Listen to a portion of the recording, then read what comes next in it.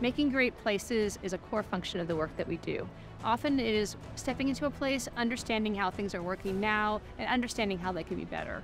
There's so much that goes on in building a community. It starts with a plan. You work through the funding stuff, you work through all of the configuration related things, you work through the design stuff. From the people, to the infrastructure, to the natural environment, to the cultural heritage, to our past, to our future. A community really is an ecosystem. It's through diversity that we become richer in terms of human development and creating a culture where there's acceptance and people are free to be themselves. One thing that I love about the diverse communities that we work in is the different personalities of the clients that we work with and the different personalities of our employees, and finding that right fit to have a great understanding of what their needs are.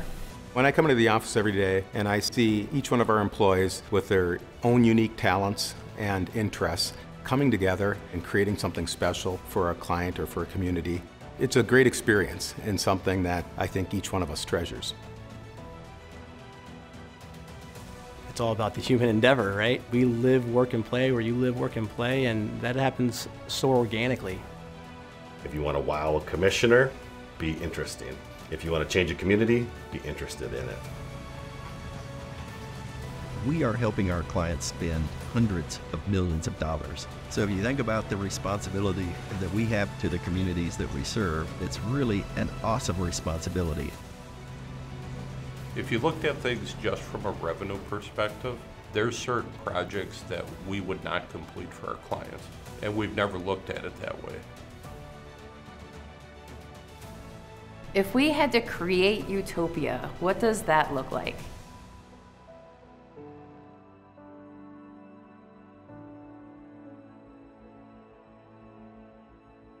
The ideal community really facilitates connections.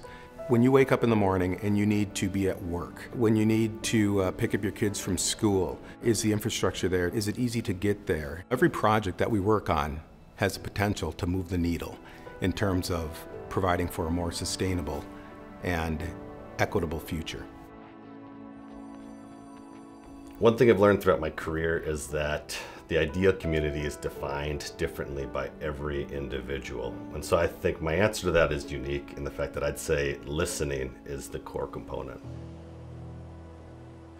You have to understand everything. Take water, for example. Where does the city get their water? Are they in deep wells? Are they in a shallow aquifer? Are they under a river? You got to know all that. How's the availability? So you need to know what the well people know. We are looking at the project as a whole.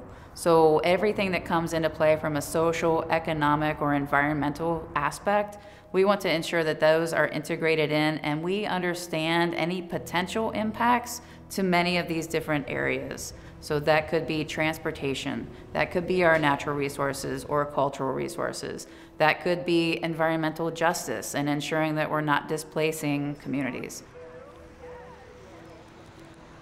We're treating our community members as subject matter experts too. They're experts in being in community, of living day to day with things. I always treat it as an honor when we have people who take time from their schedule in their busy life to show up and share with us. That's a gift and something I don't take for granted. They bring something of value that we don't have otherwise. So we can continue to evolve and continue to develop to serve the communities better. We used to do things simply for the sake of moving throughput. So traffic, cars need to move. And we did a lot of things because of that were not the right things to do. It was really, we're the city or we're the county or we're the whatever, and we're coming here to do this project, and we'll try to keep you informed as best we can. We didn't know it at the time, but over the course of about 40 years, things changed dramatically to listening to people and talk to people that have been left out of that process for well, forever. They've never been asked to be involved in that process. I've been humbled by how much people actually know more about my profession and more about what we should do than I do. I've seen that happen time and again, and the sooner that you figure out that you are not the one that has to solve everybody's problems, other people have a great idea how to help you do that. That makes the job a lot easier, a lot more fun, and frankly, a lot better. The projects we do for our clients are very complex. They're very expensive.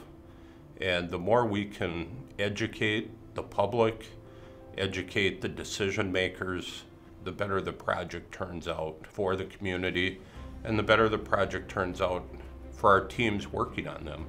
So we don't go into a community to do one single project and leave like the national firms.